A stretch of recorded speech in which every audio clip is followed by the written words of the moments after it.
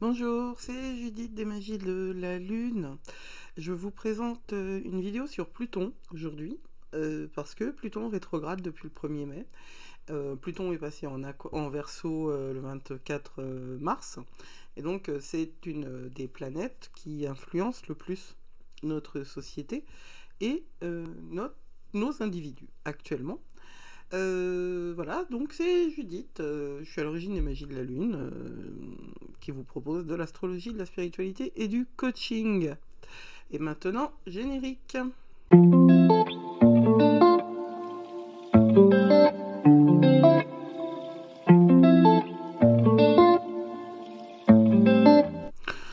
Alors, Pluton, qu'est-ce que c'est que cette planète? En fait, c'est pas une planète. C'est une planète naine pour l'astronomie, mais ça n'a strictement aucune importance pour nous. C'est une planète les plus puissantes et les plus transformatrices en astrologie. Elle représente le pouvoir, l'intensité et la transformation. Pluton est une planète qui a un temps Elle passe 14 ans en moyenne dans chaque signe du zodiaque. C'est la planète la plus éloignée du Soleil. Il lui faut beaucoup de temps pour effectuer une orbite autour du Soleil. En moyenne, c'est 14 ans, mais c'est de 12 à 30 ans dans chaque signe du zodiaque, parce qu'elle met 248 ans exactement pour faire le tour du Soleil, donc pour faire son tour général. Cette planète-là, elle a été découverte en 1930, elle a toujours été un sujet de fascination, et elle est rétrograde plusieurs mois par an. C'est pour ça que, puisqu'elle est éloignée du système solaire, son impact sur l'individu, en fait l'individualité, semble amoindri aux yeux de l'astrologie traditionnelle. Et j'avoue que je suis, moi, pas du tout d'accord avec ça. Je pense que les planètes transgénérationnelles sont des planètes extrêmement importantes, même pour les individus. Il y a pas mal de temps, donc, pas mal de temps. Oui, il y a pas mal de temps dans l'année, durant lesquels Pluton est rétrograde. Mais si vous êtes né, donc ce qui signifie qu'il y a beaucoup de gens qui ont cette caractéristique-là dans leur thème de naissance. Ceci dit, je pense que ces gens-là sont marqués par justement une énergie tournée vers l'intérieur, une introspection, que l'on ne trouve pas obligatoirement sur les autres aspects d'un thème de naissance. Et c'est pour ça que pour moi les rétrogradations dans les thèmes de naissance sont vraiment très importantes, d'autant que je considère que ça a un lien karmique. C'est des groupes d'âmes qui arrivent en même temps et qui sont là pour permettre aux énergies générales de se refléter de telle ou telle manière dans la société. Les personnes qui sont donc nées pendant ces rétrogrades de Pluton ont tendance à être plus intuitives, psychiques et spirituelles que celles qui sont nées quand Pluton est direct. Donc, oui, voilà, la planète transformation et puissance, elle met 248 ans pour terminer son orbite autour du Soleil. Et elle passe, j'ai mis il, elle passe 12 à 30 ans dans chaque signe du zodiaque, créant des changements et des transformations importantes dans la société et chez les individus au cours de ce transit. Actuellement, Pluton est dans le signe du Verseau et il restera dans le Verseau jusqu'en 2044. Alors c'est important de voir ça parce que Pluton en Verseau nous a déjà apporté bien des choses. Si je peux me permettre, il y a quand même quelque chose qui se passe depuis justement le moment où Pluton a quitté le degré anarétique du Capricorne autour du 24 mars. Il se passe des choses en France. Parce que le Verseau est connu pour une nature progressive, innovante. Et puis pour bien d'autres choses, mais on va rester sur le simple, on va rester sur la mécanique, pas sur la finesse, la mécanique. Et Pluton associé Pluton qui est donc la profondeur, la mort, la transformation, le sexe. Pluton, c'est la planète qui dirige le Scorpion. Le Scorpion est associé à la maison 8. Et pour moi, la maison 8, c'est vraiment une maison qui fait clapet, qui fait axe, c'est une maison liminale. C'est une maison entre ce qui se passe avant et ce qui se passe après. Il y a une vraie transformation d'échelle, une vraie transformation énergétique de cette maison-là, et les scorpions sont des acteurs bien souvent malgré eux, parce que ils n'ont pas toujours accès à la conscience de ce qu'ils font, de ce qu'ils sont, mais le signe du scorpion est un signe de transformation absolue. Et si je fais cette vidéo maintenant, là, en début mai, c'est parce que le 5 mai, il y a cette pleine lune avec éclipse en scorpion qui rebondit, qui répond à cette rétrogradation de Pluton. Donc ce que je dis là est encore plus potentialisé en fait par le contexte. Le Verseau, donc qu'est-ce qu'on va faire? On va avoir des grandes transformations dans la technologie, les structures sociales et la conscience collective. Et on le voit déjà, tout ce qui est intelligence artificielle en fait, qui prend une place que l'on ne mesure pas encore. Mais il n'y a pas que ça. On voit l'usage de drones, on voit la reconnaissance faciale qui devient une véritable normalité dans certaines sociétés. En Chine, pour contrôler les groupes sociaux, et puis au Moyen-Orient, pour contrôler aussi les individus. C'est bien ça, l'ère du Verseau, c'est aussi bien de l'espoir que de la contrainte, parce que il y a la dimension, il y a une dimension très très dictatoriale dans le Verseau, puisqu'il n'y a pas d'individu. Enfin, il y a un individu, mais l'individu n'existe que pour la collectivité. C'est un signe, c'est une vibration, celle du Verseau, révolutionnaire, transformatrice, très très très importante, mais pas émotionnelle, pas humaine, quelque part. Elle est sur l'avant-dernière marche, avant la fin du zodiaque, avant la dissolution totale du poisson qui n'a pas de limite entre lui et moi et nous. Le Verseau, il y a quelque chose de cet ordre-là. C'est pas parce qu'il n'y a pas de limite, c'est parce qu'il n'y a pas d'intérêt à l'individu. Et pourtant, le Verseau, le signe du Verseau, quand dans son incarnation, est plutôt quelqu'un d'individualiste. Mais individualiste au nom du progrès général. Évidemment que c'est paradoxal et contradictoire, évidemment, parce que si ça ne l'était pas... Vous trouvez pas, tout est paradoxal et contradictoire. Toute notre société, elle est construite là-dessus. On nous a vendu des choses qui sont en fait... on nous les a vendues. Il y a en ce moment quelque chose de l'ordre de la destruction totale, en fait, des codes de croyance. On va voir ce que ça va nous donner après, et on va le voir précisément maintenant. Parce que l'énergie transformatrice de Pluton en Verseau va entraîner des changements dans la façon dont nous communiquons, dont nous nous connectons les uns aux autres, dont nous voyons le monde. Nous verrons une augmentation de l'utilisation de la technologie pour la communication, une nouvelle forme de médias sociaux émergeront. Ça, j'en suis absolument convaincue.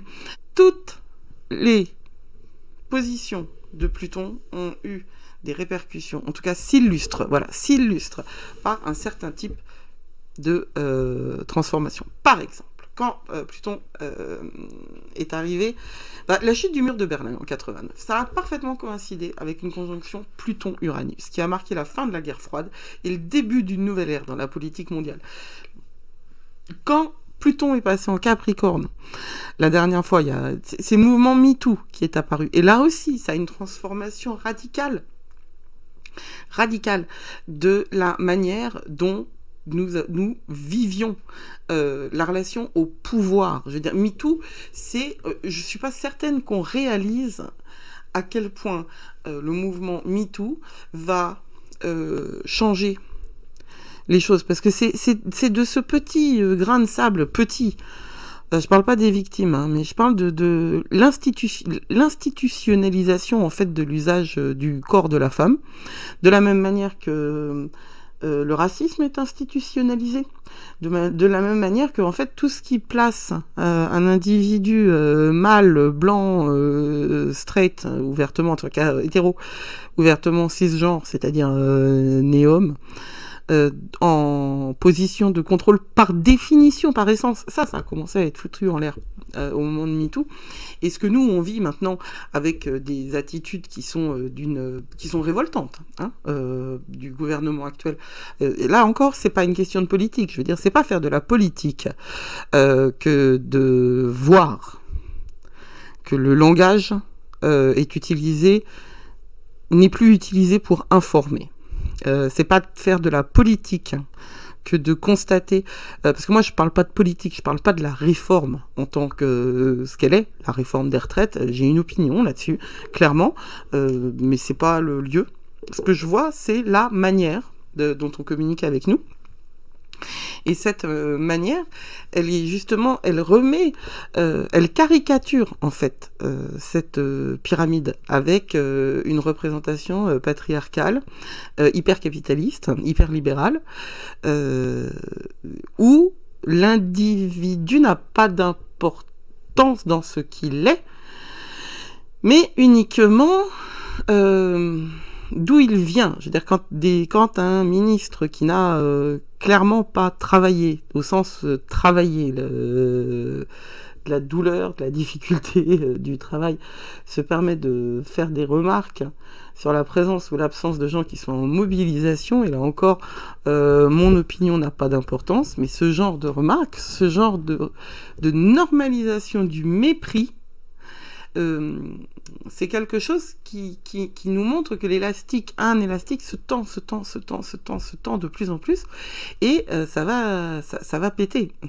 Je veux dire, ça pète socialement, mais c'est pas de ça dont je parle. Quand je dis que ça va péter, c'est que si on se comporte comme ça maintenant au gouvernement, c'est que quelque part on sait que ça ne pourra plus durer, que ce système-là, il a trouvé ses limites.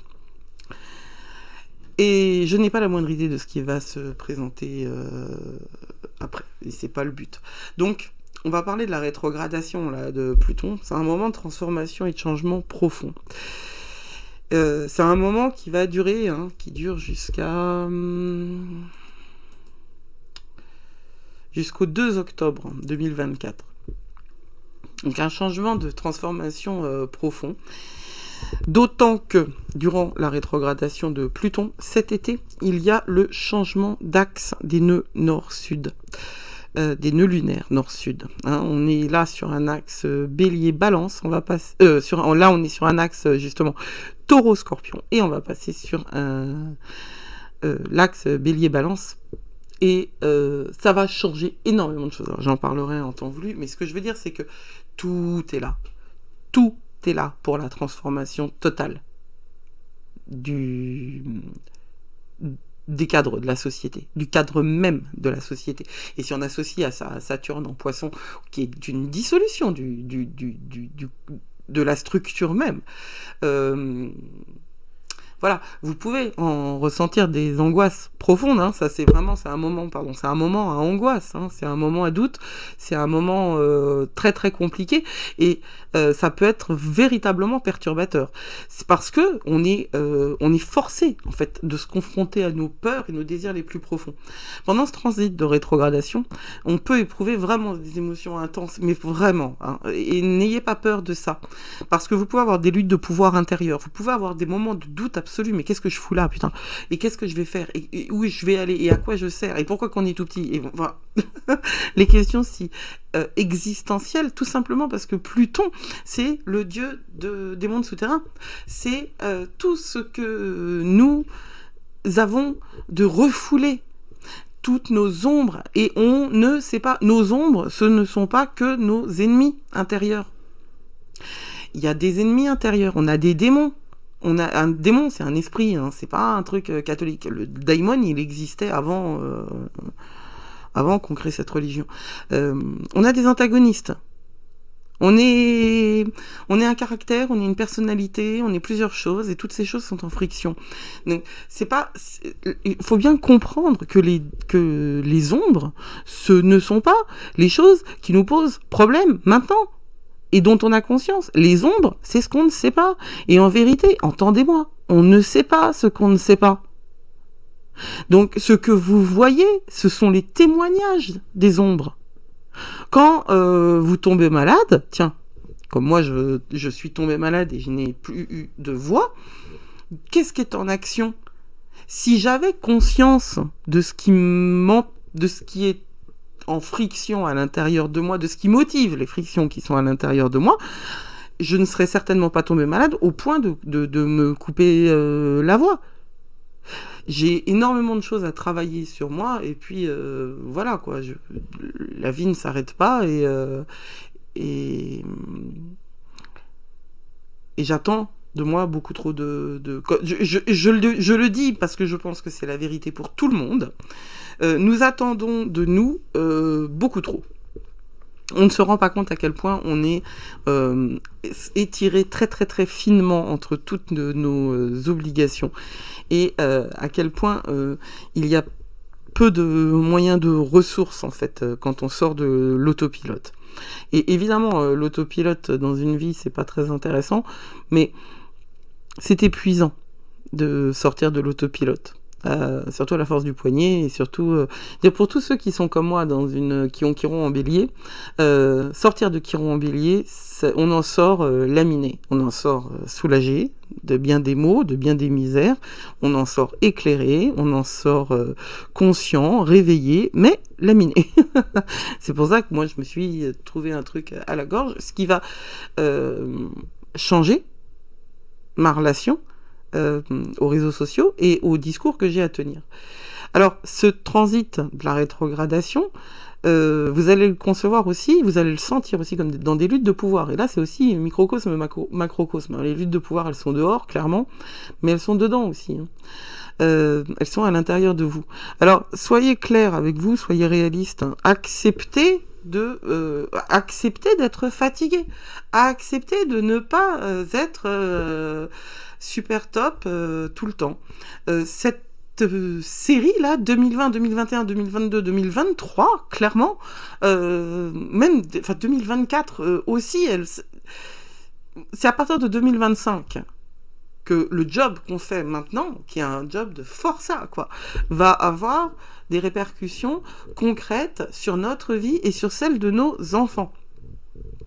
Objectif réaliste, c'est-à-dire non, vous pouvez pas faire autant que il y a 10 ans, parce que vous aviez une énergie différente, hein, si vous aviez 10 ans de moins, ça c'est un fait aussi, qu'on a tendance à mettre de côté, et qu'il y a 10 ans, parce qu'il y a 10 ans, les énergies étaient complètement différentes et beaucoup plus porteuses.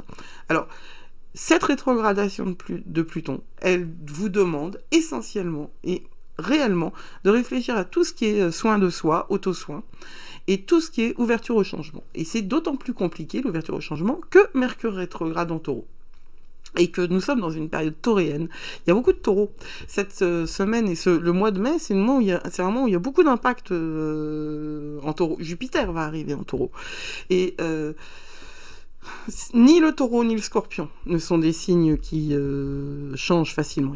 Pourquoi je parle du scorpion? Parce que le 5 mai, il y a la pleine lune avec éclipse lunaire en scorpion, qui va être une putain de pleine lune, et parce que le scorpion, le scorpion et le taureau, ils sont opposés hein, dans le zodiaque. Donc il est vraiment très très important de se concentrer sur la croissance personnelle, une communication honnête et l'auto-soin, donc les soins de soi, hein, c'est vraiment les objectifs réalistes, se concentrer sur le positif. Les objectifs réalistes, c'est faites ce que vous pouvez. Il y avait des normes, avant il y avait des normes. Voilà. Avant, il y avait des cadres, il y avait des normes, il y avait des règles. Maintenant, tout ça, c'est en train de fondre, hein, pour de vrai. Hein. Donc, faites ce que vous pouvez. Et puis, vous le voyez, si vous travaillez avec une hiérarchie, vous le voyez bien que ça se barre en cacahuète sur certains plans. Vous voyez bien que toutes les infrastructures qui sont associées à votre structure, elles souffrent elles-mêmes de déficits, de gens qui ne tiennent plus, de difficultés, de problèmes de communication, de problèmes de compréhension, de problèmes même de direction.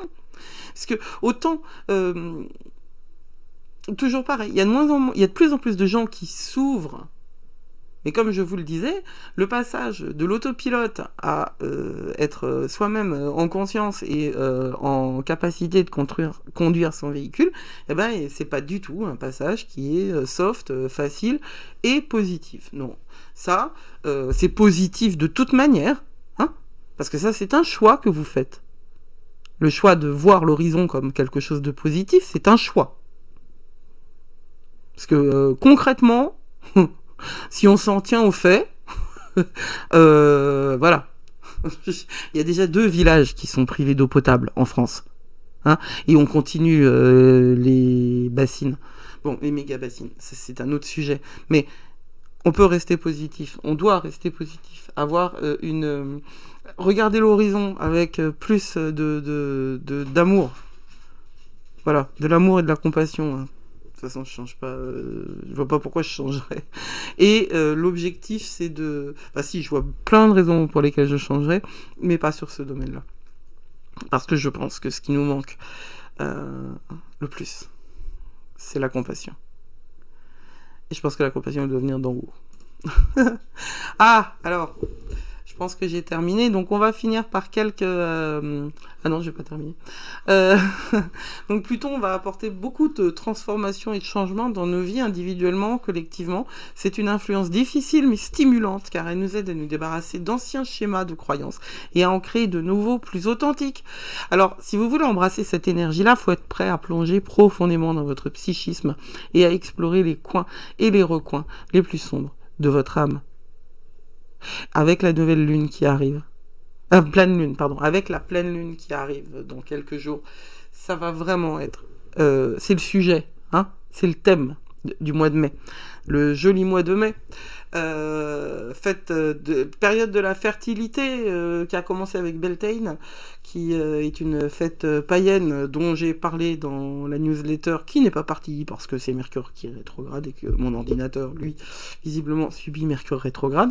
Donc elle va partir, cette newsletter, tout de même. Elle sera en retard, elle vous parlera d'un truc qui s'est déjà passé, mais c'est pas grave. C'est toujours bon à savoir. Puis il y a une réflexion, il y a toujours une réflexion derrière. C'est pas que factuel, ce que je propose, évidemment. C'est vraiment un printemps des ombres et c'est vraiment très très particulier. Alors on va se poser quelques questions là. J'aime bien poser des questions. Et puis celles-là, elles ont des réponses simples. Quand aura lieu la prochaine rétrogradation de Pluton, au prochain rétro... J'ai fait un mix. Donc, du 28 avril au 2 octobre. Ça dure jusqu'au 2 octobre. Voilà, c'est ça qui est bon à savoir. Les signes du zodiaque les plus affectés par cette rétrogradation, eh bien c'est le Scorpion, puisque Pluton dirige le Scorpion, et le Verseau, puisque Pluton rétrograde en Verseau. Alors, autre chose, ce que vous pouvez voir aussi, c'est Uranus, parce que Pluton rétrograde en Verseau, et la planète qui dirige le Verseau, c'est Uranus. Et ce que vous pouvez voir aussi dans votre placement de thème de naissance, c'est le Scorpion. Regardez où est Pluton, regardez où est le Scorpion, regardez où est le Verseau, et regardez où il y a eu Uranus sur votre thème de naissance. Et puis évidemment, regardez dans quelle maison cette rétrogradation de Pluton va avoir, quelle maison ça touche. Comme ça, vous verrez dans quel domaine vous allez avoir des difficultés. Est-ce que ça a toujours un effet négatif sur nos vies? Bah non, bien sûr que non. C'est un moment de transformation positive et de croissance personnelle, si on le veut. C'est la chute du mur de Berlin, par exemple, ça a été un grand moment télévisuel, un grand moment photogénique, un grand moment de libération. Ça n'a certainement pas été facile à vivre directement derrière tout de suite, hein. Ni pour les Berlinois de l'Est, qui pourtant vivaient dans une ignorance et une contrainte, mais l'accès à la liberté, c'est pas toujours facile, n'est-ce pas? Je pense que vraiment, on a des manières de vivre les choses qui sont différentes selon les individus. Alors, comment est-ce qu'on se prépare? Eh ben, auto-soin, ouverture au changement. Et je le dis et je le répète. Auto-soin, c'est quoi? C'est du self-care. C'est la manière dont on va s'écouter. De toute façon, si vous ne prenez pas soin de vous, vous allez le sentir. Exemple, mon mari est Scorpion. C'est une tête de bois qui avance à force, quoi. C'est un mec qui a d'une force, d'une puissance, d'une résistance sidérante. Et bah, là, juste le jour de la rétrogradation de Pluton, j'ai dû le conduire aux urgences.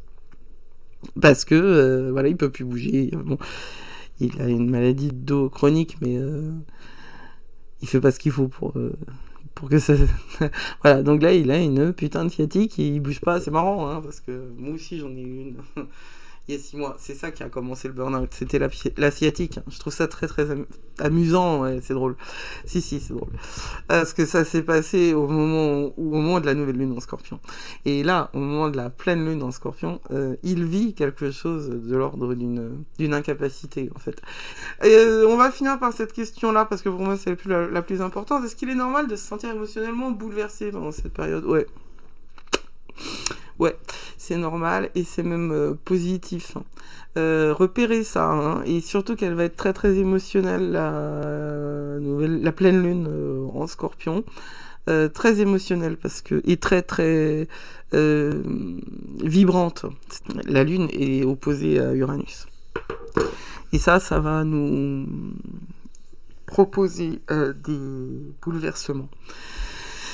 N'essayez pas de rationaliser, acceptez les peurs, protégez-vous, méditez. Protégez-vous énergétiquement, protégez-vous, prenez le temps de vous reposer, ne cédez pas aux autres. Voilà. C'est chacun sur son territoire, là. Et c'est très très important d'être ancré et d'être là où il faut, comme il faut. Et voilà. Et je vous dis, prenez soin de vous. Blessed be. La prochaine vidéo, ce sera sur la pleine lune, justement.